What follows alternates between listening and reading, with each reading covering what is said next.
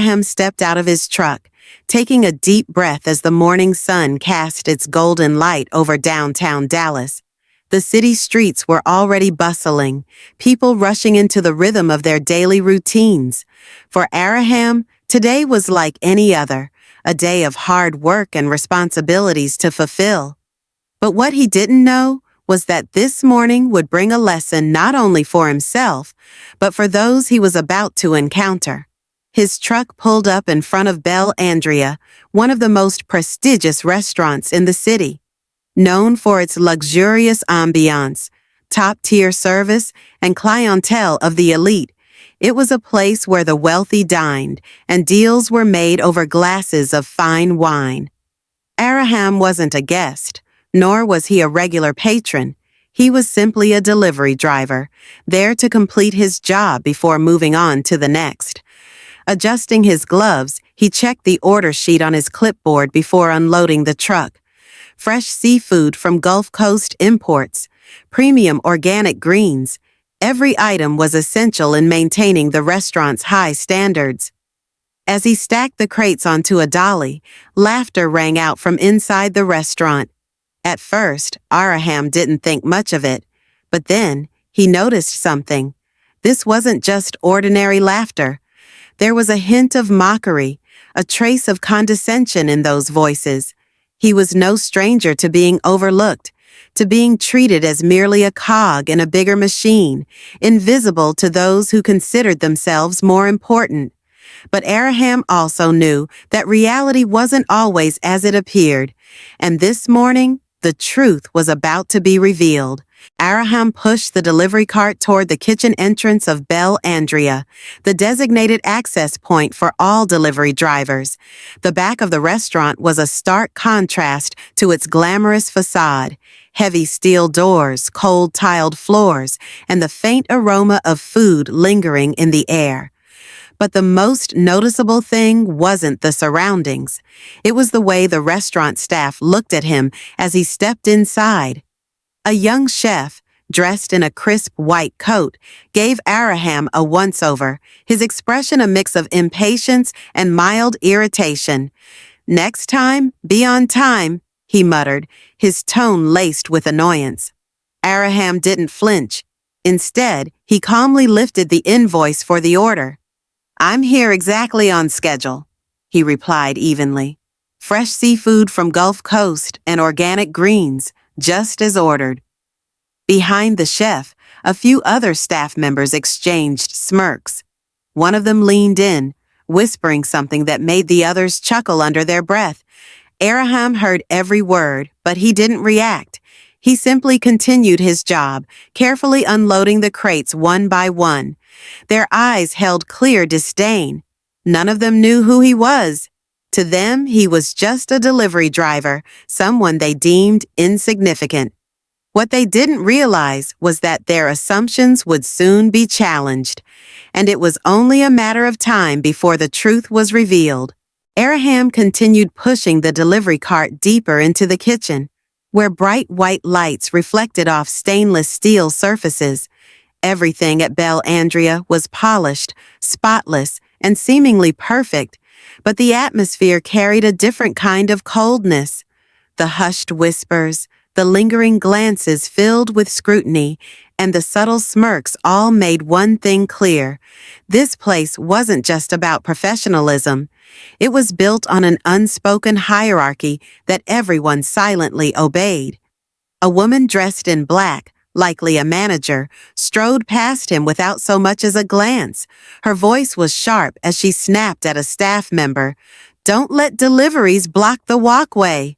She wasn't speaking directly to Araham, but her tone made it obvious that the remark was meant for him. "Yes, ma'am," Araham responded politely, though he noticed her watching him, as if waiting for a mistake to criticize. Not far away, two waiters were folding napkins while murmuring to each other. One of them glanced at Araham and smirked. "I bet 5 minutes before he spills something," he muttered. The other chuckled, shaking his head in agreement. Araham said nothing. He had seen these looks before, heard these assumptions before. But what they didn't realize was that today, they weren't just misjudging a delivery driver, they were misjudging their own boss. Araham continued his work, carefully placing each crate of produce in the designated kitchen area. He wasn't in a rush, nor did he let the murmurs around him distract him. But no matter how composed he remained, the lack of respect in the room was unmistakable, lurking in every glance, every passing remark.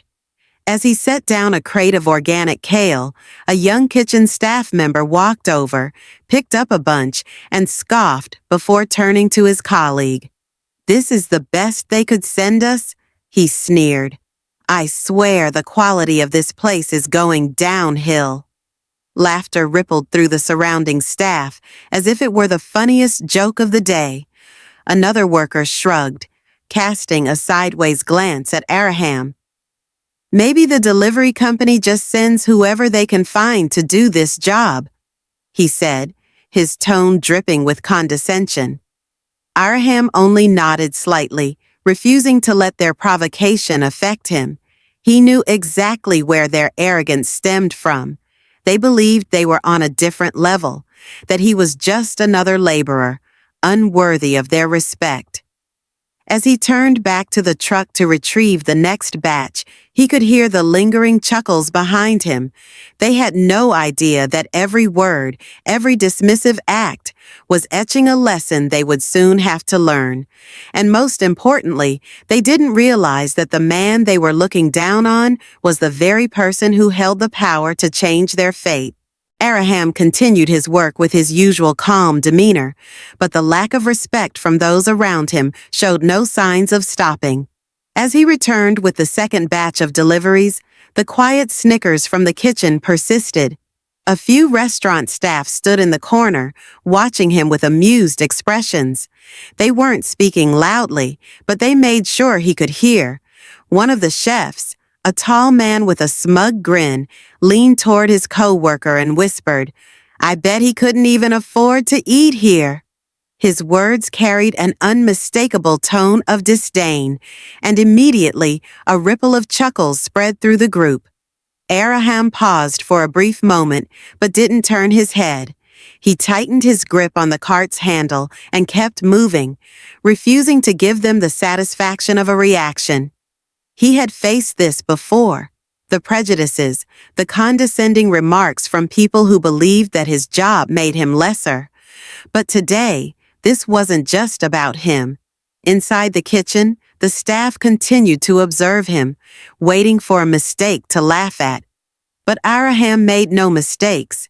He worked efficiently, professionally, and with a composure they couldn't comprehend. They had no idea that the man they were mocking was the very person who held the power to decide their future. And in just a few hours, the truth would come to light. Araham finished unloading the last batch of deliveries, carefully placing the crates in their designated spots. But just as he was about to head back to his truck, one of the waiters called out to him in a mocking tone, "Hey, delivery guy, you forgot a crate over here." Araham turned around, following the direction of the waiter's pointing finger. Near the door, an empty crate sat on the floor, clearly a joke at his expense. As he walked over and picked it up, a ripple of snickers spread through a group of employees standing near the kitchen. "Relax, it's just a joke," one of them said, still smirking. Araham placed the crate down without a word. He didn't need to respond to their childish antics. Their arrogance didn't anger him. It only confirmed what he already knew. They judged people based on appearances, without ever considering true worth. As he walked toward the exit, one of the waiters muttered under his breath, just loud enough for Araham to hear, "Yeah, go back to wherever you came from." Araham stopped mid-step. The kitchen fell silent in an instant. He slowly turned around, his gaze calm but carrying an unmistakable authority. "I came here for a reason," he said, his voice low but sharp. "And very soon, you'll understand exactly what that is." The smirks disappeared. No one knew what he meant, but for the first time, they sensed that something was about to change. When the clock struck 3 p.m., the employees of Belle Andrea began gathering in the main dining room as instructed by management. Some looked curious, others annoyed at being pulled away from their shifts. Damien, the head chef, stood with his arms crossed, irritation evident on his face as he watched his co-workers shuffle in. "What's this about?" one of the servers whispered. "Another pointless meeting?" Near the door, Greg, the restaurant manager, stood with a nervous expression. He had received the summons from the new owner, but wasn't given any details. All he knew was that this meeting was important. Then the dining room doors opened. Araham walked in. Still dressed in the same delivery uniform from the morning, he moved with calm confidence, yet something in the air shifted. The murmurs died down. The smug smiles vanished as the staff realized the man they had spent all morning mocking was now standing before them. Damien raised an eyebrow and let out a scoff. "What the hell is he doing here?" he muttered, half annoyed, half amused. Greg cleared his throat, glancing at Araham. What exactly are you doing here?" Araham stopped in the center of the room, his gaze sweeping across each face. Then, in a steady and unmistakably authoritative voice, he spoke the truth no one saw coming. "My name is Araham Reynolds, and as of 3 weeks ago, I am the new owner of Belle Andrea." A stunned silence fell over the room. Shock rippled through the staff as they realized that the man they had dismissed, mocked, and disrespected wasn't just another delivery guy. He was their boss. The room was engulfed in a stunned silence. The employees of Belle Andrea, who had spent the morning mocking Araham, now sat frozen, struggling to process the truth that had just been revealed. Damien, the head chef, stared at him, his mouth slightly open as if to speak, yet no words came out. The servers, the same ones who had laughed at him when he entered the kitchen, now lowered their heads, avoiding his gaze. Araham remained calm and composed. He stepped further into the room, his eyes sweeping across each person. "I spent this morning observing how things run," he said, his voice steady yet commanding. "And I saw how you treated me when you thought I was just a delivery driver." Damien shifted uncomfortably, trying to regain his composure. "Mr. Reynolds, I didn't mean—" Araham raised a hand, cutting him off. "I don't need excuses," he said firmly. "I need change." The room remained dead silent. Some employees exchanged uneasy glances, while others sat motionless, waiting for what would come next. "I've worked in kitchens, I've washed dishes, I've delivered food," Araham continued, "and I know the value of every role in this restaurant." His voice remained steady, but the weight of his words was undeniable. "But what I saw today was not professionalism. I saw arrogance. I saw disrespect." Several staff members shifted in their seats, discomfort growing. Greg, the restaurant manager, stood near the door, looking more tense than ever. "Starting today," Araham declared, "the culture of Belle Andrea will change, and anyone who cannot adapt can leave right now." No one spoke, no one moved, but they all understood. A new era at Belle Andrea had just begun. The room remained silent after Araham's declaration. No one dared to speak. No one moved. Those who had mocked him just this morning now sat frozen, their faces filled with shame. Damien, the once arrogant head chef, no longer carried his usual air of confidence. The servers, the ones who had ridiculed Araham, now stared at the floor, avoiding his gaze. Araham stood tall, his expression firm, but devoid of anger. He didn't need to yell. He didn't need to threaten. The weight of his words and the silence that followed were enough to make everyone understand the gravity of their mistakes.